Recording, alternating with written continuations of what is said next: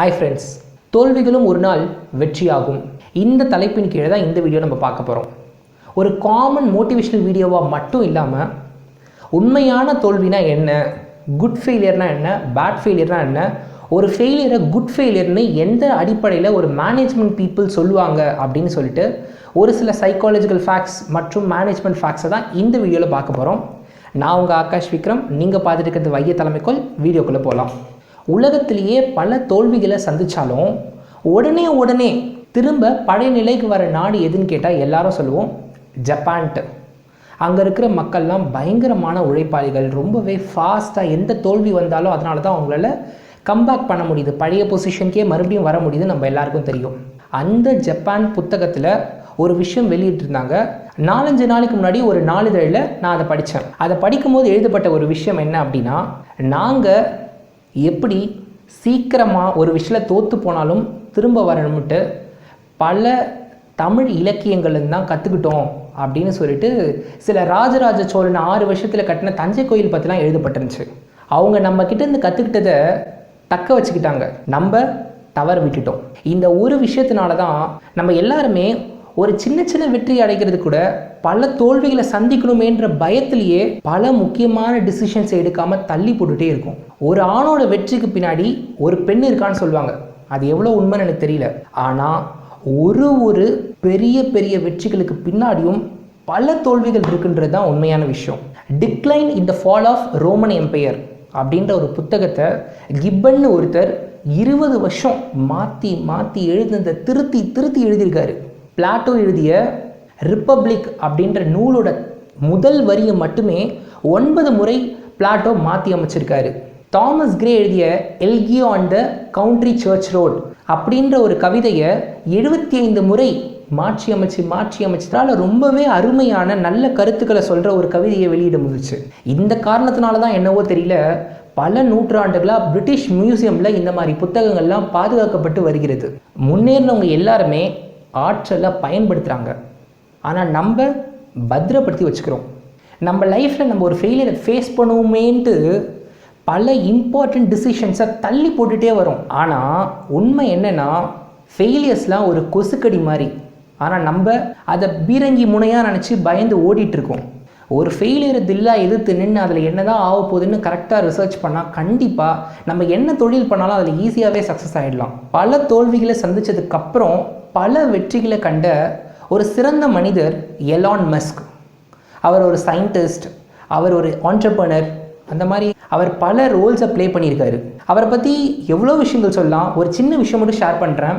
அதாவது அவரோட ரொம்ப நாள் ஆசை என்னென்னா ராக்கெட் வழியாக பீப்புளை இங்கேருந்து செவ்வாய் கிரகத்துக்கு கொண்டு போயிடணும் அப்படின்றதான் அவரோட ஆசை. இது எவ்வளோ பெரிய ஆசை நம்ம எல்லாருக்குமே தெரியும். ஒரு உதாரணத்துக்கு யாராவது நம்மக்கிட்ட ஏதாவது ஒரு விஷயம் சொல்லணும்னா கூட, இது ஒன்றும் ராக்கெட் இன்ஜினியரிங் கிடையாதுப்பா, அவ்வளோ கஷ்டமான விஷயம் இல்லை அப்படின்னு ஒரு பேச்சுக்கு சொல்லும்போது கூட ராக்கெட் இன்ஜினியரிங்கை கம்பேர் பண்ணுவாங்க. அதுக்கு காரணம் என்னென்னா, ரியலாகவே ராக்கெட் இன்ஜினியரிங் ரொம்ப ஒரு டஃபஸ்ட் பார்ட். அது நம்ம எல்லாருக்குமே தெரியும். நம்ம சின்ன வயசில் ராக்கெட்டை பற்றி ஒரு விஷயம் படிச்சிருப்போம். ராக்கெட்டில் டோட்டலாக 4 பார்ட் இருக்கும். அதில் ராக்கெட் மேலே போகும்போது ஃபஸ்ட்டு பார்ட் கீழே விழும், கொஞ்சம் மேலே போகும், 3rd பார்ட் கீழே விழும், இன்னும் கொஞ்சம் மேலே போகும், 2nd பார்ட் கீழே விழும், இன்னும் கொஞ்சம் மேலே போகும், 1st பார்ட் கீழே விழும். அப்படி கீழே விழும்போது தான் ராக்கெட்டால் மேல் நோக்கி செல்ல முடியும். 11.2 km/s ஒரு பொருள் கீழேருந்து மேலே அடித்தா எஸ்கேப் வெலாசிட்டி, அதாவது புவியீர்ப்பு சக்தியை தாண்டி நம்ம பூமியை விட்டு வெளியே போக முடியும் அப்படின்னு தான் நம்ம படித்தோம். இந்த விஷயம் எலான் மஸ்க்குக்கும் தெரியும். ஆனால் அவரோட ஆசை என்னென்னா, இங்கேருந்து மக்களை ஒரு பாயிண்ட் டு பாயிண்ட் பஸ்ஸு மாதிரி கீழேருந்து விண்வெளி கொண்டு போய் விட்டுட்டு வரது தான். பட் பஸ்ஸில் என்ன பண்ணுறோம், ஒரு இடத்துக்கு போய் விட்டுட்டு அங்கேருந்து வந்துடும், அங்கேயே உடஞ்சி போயிட்டு அங்கேயே உடஞ்சிடாது இல்லையா? ஸோ இவர் யோசிச்சார், ராக்கெட் மறுபடியும் வராமையே இருந்தால் ஒரு ராக்கெட்டுக்கும் எத்தனையோ கோடி செலவு பண்ணி மக்களை அனுப்ப வேண்டியதாக இருக்குது, ரீசைக்கிள்டு ராக்கெட் கண்டுபிடிக்கணும்னு ரிவர்ஸ் இன்ஜினியரிங் அப்ளை பண்ணார். அதனால் அவரோட கண்டுபிடிச்ச ஒரு சிறந்த கண்டுபிடிப்பு, பல தோல்விகளுக்கு அப்புறம் பல கோடி நஷ்டங்களுக்கு அப்புறம் கண்டுபிடிச்ச ஒரு கண்டுபிடிப்பு என்ன அப்படின்னா, கீழேருந்து ஒரு ராக்கெட் மேலே போயிட்டு மறுபடியும் அது எந்த இடத்துல ஆரம்பிச்சோ அதே இடத்துக்கு அழகாக கீழே நின்றுச்சு. ஓல் கான்செப்டையே சேஞ்ச் பண்ணார் எலான் மஸ்க். எப்படி நாசாவே இந்த விஷயத்தை எடுக்கலை, நீங்கள் எப்படி எடுத்து பண்ணீங்க அப்படின்ட்டு ஒரு ப்ரெஸ் கான்ஃபரன்ஸில் ஒரு ப்ரெஸ் ரிப்போர்ட்டர் அவர்கிட்ட கேட்குறாரு. அவர் கேட்கும்போது அவர் சொன்ன ஒரு விஷயந்தான், I expect to fail immaterial of result அப்படின்னாரு. நான் தோல்வியை தான் எதிர்பார்த்தேன், எனக்கு ரிசல்ட் முக்கியம் இல்லை, ஒரு தோல்வியை கூட நான் எதிர்பார்க்க நான் தயாராக தான் போனேன் அப்படின்னு சொல்லிட்டு. நீங்கள் கஷ்டப்பட்டு போராடுறீங்கன்னா வரக்கூட தோல்வி கூட ஒரு சின்ன சந்தோஷத்தை கண்டிப்பாக கொடுத்துட்டே இருக்கும்.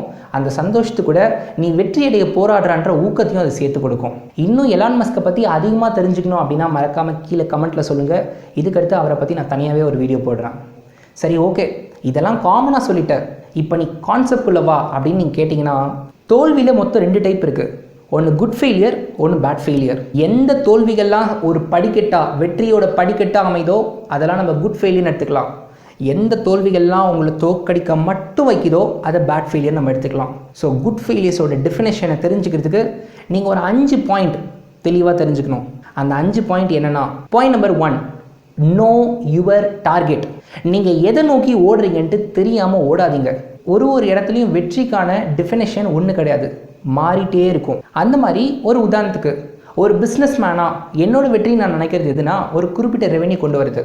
உங்களுக்கு புரிகிற மாதிரி சொன்னால், வருஷத்துக்கு 1 கோடி ரூபாய் எடுத்துகிட்டு வருது தான் என்னோட ரெவென்யூ நான் நினைக்கிறேன் அப்படின்னு வச்சுப்போமே. என் டார்கெட்டை நான் ஃபிக்ஸ் பண்ணிட்டேன் அப்படின்னு வச்சுப்போம். சப்போஸ் என்னால் 86 லட்சம் தான் கொண்டு வர முடிஞ்சிச்சு அப்படின்னா இந்த 14 லட்சம் கொண்டு வராததுக்கு என்ன காரணம்னு என்னால் யோசிக்க முடியும். ஸோ என் டார்கெட் தெரிஞ்சால் என்னால் அனலைஸ் பண்ண முடியும். இந்த 14 lakhs குறைஞ்சதுக்கு யார் காரணம்? என் கம்பெனியில் ஹியூமன் ரிசோர்ஸோட ப்ரொடக்டிவிட்டி சரியா இல்லையா, இல்லை என் கம்பெனியில் சேல்ஸ் டீம் ஒழுங்கான ப்ராஜெக்ட்ஸை கொண்டு வரலையா? ஸோ ஏதோ ஒரு காரணம் இருக்குது. என்ன காரணம் அப்படின்னு என்னால் அனலைஸ் பண்ண முடியும். நீங்கள் டார்கெட்டே சரியாக தெரியாமல் வழக்கமாகவே எனக்கு வருஷத்துக்கு ஒரு லட்சம் தான் வருது, நான் உடனே 1 கோடி ரூபாய்க்கு ஆசைப்படுறேன், தப்பு இல்லையா? ஸோ நீங்கள் உங்களால் முடிகிற ஒரு டார்கெட்டை நிர்ணயிங்க. அந்த டார்கெட்டை உங்கள் சக்ஸஸ் பாயிண்ட்டாக ஃபிக்ஸ் பண்ணி அதுக்காக ஓடுங்க. அப்படி நீங்கள் தோக்கும்போது கூட ஏன் தோத்தீங்கன்னு அந்த டார்கெட்டை வச்சு கம்பேரிட்டிவ் அனாலிசிஸ் உங்களால் பண்ண முடியும். அதுக்காக நீங்கள் டார்கெட் ஃபிக்ஸ் பண்ணி தான் நான் தோற்று போனேன், கிட்ட வந்து தான் விட்டுருக்கேன்னா தப்பே இல்லை. உங்கள் தோல்வி நல்ல தோல்வி தான், நாளைக்கு அது கண்டிப்பாக வெற்றியை காணப்போகுது. Number 2, data point. இதுக்கு இன்னொரு டேர்ம் கூட சொல்லுவாங்க, ரெக்கார்ட் யுவர் ஃபெயிலியர்ஸ். ஒரு வெற்றி அடையணும்னா பல தோல்விகளை அடைஞ்சு தான் ஆகணும், தப்பே இல்லை. ஆனால் நல்லா ஞாபகம் வச்சுக்கோங்க, இதுக்கு முன்னாடி அடைந்த தோல்வியை மறுபடியும் அடையவே கூடாது. அப்படி அடைஞ்சோன்னா அப்போ நம்ம கண்டிப்பாக வெற்றி நோக்கி போகலன்னு அர்த்தம். ஸோ தோல்வி அடையிறது தப்பு இல்லை, ஆனால் அடைஞ்ச தோல்வியை மறுபடியும் அடையக்கூடாது. அதுக்கு நம்ம என்ன பண்ணலாம், நம்மளோட ஃபெயிலியர்ஸை ரெக்கார்ட் பண்ணலாம். ஒரு தோல்வி அடைஞ்சிட்டோம் அப்படின்னா ஒய், ஏன் அதை அடைஞ்சோம், எப்படி ஓவர் கம் பண்ணலாம், என்ன பண்ணாதனால இந்த தோல்வி வந்துச்சு, இந்த மாதிரி நீங்கள் அந்த தோல்வியை ப்ராப்பராக ரெக்கார்ட் பண்ணி வச்சிங்கன்னா அடுத்த வாட்டி அந்த தோல்வி அடைய வாய்ப்பே இல்லை. உங்களுக்கு ஒரு சின்ன கதை சொல்ல விரும்புகிறேன். பல்பு கண்டுபிடிக்கிறதுக்காக 1000 வாட்டி பல ஃபிலமெண்ட் யூஸ் பண்ணி எதுவுமே ஒர்க் ஆகாமல் தோற்று போய் கடைசியாக டங்ஸ்டன் ஒரு ஃபிலமெண்ட் கண்டுபிடிச்சி இந்த உலகத்துக்கே வெளிச்சத்தை கொடுத்த தாமஸ் ஆல்வா எடிசன் கிட்ட ஒரு ப்ரெஸ் ரிப்போர்ட்டர் கேட்குறாரு, நீங்கள் எத்தனை வாட்டி தோற்று போனீங்க? 1000 வாட்டி தோற்றிங்களாமே, அப்படியா அப்படின்ட்டு. அதுக்கு எடிசன் சொன்னார், நான் 1000 வாட்டி தோற்கல, 1000 வாட்டி என்னென்ன ஃபிலமெண்ட் யூஸ் பண்ணால் இந்த லைட்டை எரிய வைக்கவே முடியாதுன்ட்டு கண்டுபிடிப்புகள் தான் கண்டுபிடிச்சிருக்கேன் அப்படின்னு சொன்னாராம். பார்த்தீங்களா, அவர் தோற்று போல, இதெல்லாம் பண்ணால் ஜெயிக்க மாட்டோன்ற வழிகளை தான் அவர் கண்டுபிடிச்சிருக்காரு. ஸோ நீங்கள் ஒரு வாட்டியும் இதுதான் உங்கள் தோல்வி, இதை இப்படி தான் ஓவர் கம் பண்ணணும்னு கண்டுபிடிச்சிட்டே வந்தால் அந்த தோல்வி கூட ஒரு பக்காவான ஒரு அர்த்தம் இருக்கும். அது உங்கள் வெற்றியாக கண்டிப்பாக ஒரு நாள் மாறும். Point number 3, develop on flaws. அது என்ன டெவலப் ஆன் ஃப்ளாஸ்? நான் தோற்று போயிடுவேன்ட்டு ஒரு விஷயத்தை பண்ணாமே இருக்கிறதுக்கு அந்த விஷயத்தை பண்ணி தோற்று போய் அதில் என்ன ஃப்ளா இருக்கோ அதை ஃபிக்ஸ் பண்ணி மறுபடியும் அந்த விஷயத்தை பண்ணுங்கள், மறுபடியும் ஃப்ளா வரட்டும், மறுபடியும் அந்த விஷயத்தை பண்ணுங்கள், மறுபடியும் அந்த ஃப்ளா வரட்டும், மறுபடியும் அந்த விஷயத்தை பண்ணுங்கள். அதாவது கூகுளோட CEO சுந்தர் பிச்சை ஒரு கான்ஃபரன்ஸில் ஆண்டர்பிரனர்ஸ்க்கு சொல்லும் போது ஒரு டேர்ம் யூஸ் பண்ணுறாரு. சிலிக்கான் வேலின்னு ஒரு இடம் இருக்குது. அந்த இடத்துல அதிக ஐடி கம்பெனிஸ், ஐடி ஸ்டார்ட் அப்ஸ்லாம் இருக்கும். அவங்கெல்லாம் க்ரியேட்டிவாக ஒரு விஷயத்தை கொண்டு வருவாங்க. உலகத்துக்கு க்ரியேட்டிவாக கொடுக்குற விஷயம் ஒரே டைமில் சக்ஸஸ் ஆயிருமானா கண்டிப்பாக ஆகாது. அதுக்காக அவங்க ஃபாலோ பண்ணுற ஒரு ரூல் தான் ரீஐட்ரேட்டிவ் ப்ராசஸ். ஒரு விஷயம் ஒரே ஐட்ரேஷனில் வெற்றியை பார்க்காது. ஒரு விஷயம் பண்ணி தோற்று போனதுக்கப்புறம் ஏன் தோற்றுன்னு கண்டுபிடிச்சி அந்த ஃபிக்ஸ் பண்ணி அதுக்கப்புறம் ஏதோ ஒரு காரணத்தினால தோற்று போவோம், அதை ஃபிக்ஸ் பண்ணுவோம், அதை தோற்று போவோம், ஃபிக்ஸ் பண்ணுவோம். இந்த ஐட்ரேஷன் நிற்கவே நிற்காது, ஓடிட்டே இருக்கும். அந்த கான்செப்டை ஃபாலோ பண்ணி தான் இப்போ இருக்கிற சக்ஸஸ்ஃபுல் ஸ்டார்ட் அப்ஸ் பெரிய பெரிய கம்பெனிஸ் உருவாகுது அப்படின்னு சொல்லிட்டு சுந்தர் பிச்சை சொன்னார். அதனால் நீங்களும் அப்புறம் பண்ணிக்கலாம்னு தள்ளி போகிறதுக்கு என்னதான் ஆகுது பண்ணி பார்ப்போம் அப்படின்னு பண்ணிவிட்டு அதில் இருக்க ஃபெயிலியர்ஸ்னால் எப்படி முன்னேறதுன்னு யோசிங்க. Develop on your flaws. இதையும் நீங்கள் கடைப்பிடிச்சிங்க அப்படின்னா கண்டிப்பாக நீங்கள் உங்கள் ஃப்ளாவில் கண்ட தோல்விகள் கூட உங்கள் வெற்றியை நோக்கி தான் போகும். Point number 4, measured failures. இதுக்கு இன்னொரு பேர் ப்ரிடிக்டிவ் அனாலிசிஸ் அப்படின்னு சொல்லுவாங்க. அது என்ன ப்ரிடிக்டிவ் அனாலிசிஸ்னா அப்படின்னு நீங்கள் பார்த்தீங்கன்னா, ஒரு ஃபெயிலியர் வருது அப்படின்னா அந்த ஃபெயிலியர் வரதுக்கு முன்னாடியே இந்த ஃபெயிலியர் வந்தால் நம்மளோட எக்கனாமிக் ஸ்டேட்டஸ் எவ்வளோ டவுன் ஆகும், அதை எப்படிலாம் ஓவர் கம் பண்ணலாம் அப்படின்னு சொல்லிட்டு ஒரு பெரிய கம்பெனியும் அவங்க ஒரு ரிஸ்கி இன்வெஸ்ட்மெண்ட் எடுக்கிறதுக்கு முன்னாடி மெஷர்மெண்ட்ஸ் ஃபுல்லாக போட்டுப்பாங்களாம். சப்போஸ் இதில் நம்ம தோத்தாலும் நம்ம பழைய நிலைமைக்கு வரதுக்கு எவ்வளோ ஆண்டுகள் ஆகும் அப்படின்ற மாதிரி போட்டுப்பாங்களாம். ஸோ அதே மாதிரி நீங்கள் ஒரு சில விஷயங்களில் இறங்கும்போதுக்கு முன்னாடியே ஒரு சில பிஸ்னஸ் இருக்கலாம், இந்த டைமில் பீக் ஆகும் நீங்கள் எதிர்பார்க்கலாம். ஒரு சில பேர் கொஞ்சம் நாளைக்கு முன்னாடி கிரிப்டோ கரன்சி பிட்காயின்லாம் இன்வெஸ்ட் பண்ணாங்க. ஸோ ஒரு சில விஷயங்கள் நீங்கள் இன்வெஸ்ட் பண்ண போகிறீங்க, இல்லை ஒரு சில பிஸ்னஸில் இறங்க போகிறீங்க அப்படின்னா அது இறங்கிறதுக்கு முன்னாடி உங்களுக்கு ஒரு ஆவரேஜாக ஒரு ஐடியா இருக்கும், இது எவ்வளோ % சக்ஸஸ் ஆகும், இது எவ்வளோ % ஃபெயிலியர் ஆகும்ன்ட்டு. ஸோ அதை பேஸ் பண்ணி ப்ரிடிக்டிவ் அனாலிசிஸ், சப்போஸ் நம்ம ஃபெயிலியர் ஆனால் மறுபடியும் நம்ம பழைய நிலைமைக்கு வர எவ்வளோ நாள் ஆகுன்ற மாதிரி கரெக்டாக பிளான் பண்ணி நீங்கள் இறங்குனீங்க அப்படின்னா தோல்வியே வந்தாலும் அதை ஈஸியாக நீங்கள் ஓவர் கம் பண்ணி உங்களோட பாதியை சக்ஸஸை நோக்கி கொண்டு போக முடியும். அதனால் அந்த மாதிரி வர தோல்விகள் கூட ஒரு வகையான நல்ல தோல்விகள் நீங்கள் சொல்லலாம். Number 5, quick failures.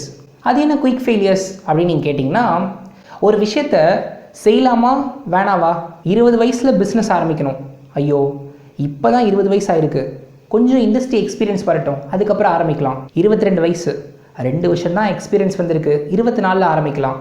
24 ஐக்கெலாம் கொடுத்துருக்காங்க, இப்போ ஏன் நம்ம ஆரம்பிக்கிறோம்?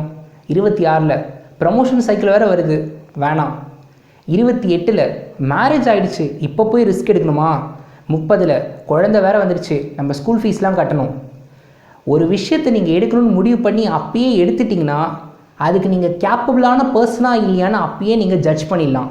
நான் அப்புறம் எடுத்துக்கிறேன் நீங்கள் தள்ளி போடுறதுனால அந்த தோல்வியை பார்த்து ஒரு விதத்தில் நீங்கள் பயப்படுறதுனால கடைசி வரைக்கும் அந்த தோல்வி உங்களோட வெற்றி ஆகுமா ஆகாதான்னு தெரிகிற குழப்பத்திலேயே அந்த டிசிஷனையே நீங்கள் எடுக்காமல் போயிடுவீங்க. அதனால் ஒரு சில டைம் உங்களுக்கு ஐடியா வந்த உடனே ஒரு சின்ன இன்வெஸ்ட்மெண்ட் பண்ணியோ இல்லை இன்வெஸ்ட்மெண்ட்டே இல்லாமல் அதை உங்களால் மேனேஜ் பண்ணி உங்கள் ஸ்கில்லை வச்சே மேலே கொண்டு வர முடியும்னா அது சக்ஸஸ் ஆகுமா இல்லையான்னு ஒரு சின்ன ப்ரூஃப் ஆஃப் கான்செப்ட் ரெடி பண்ணுறது ரொம்பவே முக்கியமான விஷயம். அதனால் சில டைம் நீங்கள் எடுக்கிற ஒரு சில குயிக் ஃபெயிலியர்ஸ் கூட உங்களோட கெப்பாசிட்டி, உங்களோட ஸ்கில் என்ன, நீங்கள் எதில் பெஸ்ட்டான ஆள்னு தெரிஞ்சுக்க ரொம்பவே யூஸ்ஃபுல்லாக இருக்கும். ஐன்ஸ்டீன் ஒரு நாள் ஒரு ரூமுக்கு போனாராம். அந்த ரூமில் ரொம்ப சின்ன குப்பை தொட்டி இருந்துச்சான். ஐன்ஸ்டீனுக்கு அப்பப்போ ஐடியா வருமா, அவர் அந்த ஐடியாவை எழுதி போட்டுகிட்டே இருப்பாராம். அவர் எனக்கு இந்த குப்பை தொட்டி மாதிரி வேறு ஏதாவது பெரிய குப்பை தொட்டி இருக்கா அப்படின்னு ஒரு பெரிய குப்பை தொட்டியை காட்டி கேட்டாராம். அதுக்கு அங்கே வீட்டு வேலை பார்க்குற ஒருத்தர் சொன்னாராம், வந்தவுடனே இந்த ஆள் வேறு ஏதோ கேட்பார்னு பார்த்தா ஒரு குப்பை தொட்டியை கேட்குறாருன்ட்டு. அதுக்கு ஐன்ஸ்டீன் சிரிச்சுட்டே சொன்னாராம், என்னோட பல தோல்விகளை நான் குப்பையில் தான் புதைச்சி வைப்பேன் அப்படின்னு சொல்லிட்டு. ஒரு வெற்றியாளனுக்கும் பின்னாடி குப்பை மேடு அளவுக்கு பல தோல்விகள் இருந்துட்டு தான் இருக்குது. அது எல்லாத்தையும் மறைச்சிட்டு தான் இந்த உலகத்துக்கு ஒரு வெற்றியாளர் தன்னோட வெற்றியை பதிவு பண்ணுறான். அதனால் என்றைக்குமே தோல்வியை பார்த்து பயப்படாதீங்க.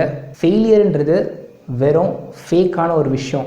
வெற்றியை மட்டும் ஃபோக்கஸ் பண்ணுற உங்களுக்கு எத்தனை வாட்டி தோத்தாலும் தோல்வி ஒரு பெரிய விஷயமா தெரியாது. பேங்க் எக்ஸாம் ட்ரை பண்ணியிருப்பீங்க, ஃபெயில் ஆகிருப்பீங்க. 12th படிச்சுட்டு நீட் எக்ஸாம் ட்ரை பண்ணியிருப்பீங்க, சம்டைம்ஸ் உங்களால் அச்சீவ் பண்ணியிருக்க முடியாது. நெக்ஸ்ட் இயர் ட்ரை பண்ணுங்கள். என்றைக்குமே ஒரு விஷயத்தை விட்டு தூரமாக ஓடி போயிட்டு இப்போதைக்கு ஒரு ஷார்ட் டேர்ம் சொல்யூஷனால் உங்களை நீங்களே ஓகே இதுதான் பெஸ்ட்டுன்னு சொல்லிட்டு உங்களை நீங்களே கன்வின்ஸ் பண்ணிக்காதீங்க. அது நல்லது கிடையாது. முயற்சி தான் வெற்றியின் முதற்படி என்றால் அந்த முதற்படி அடைய நீ 300 முறை தோற்றாலும் முயற்சியை இழக்காதே.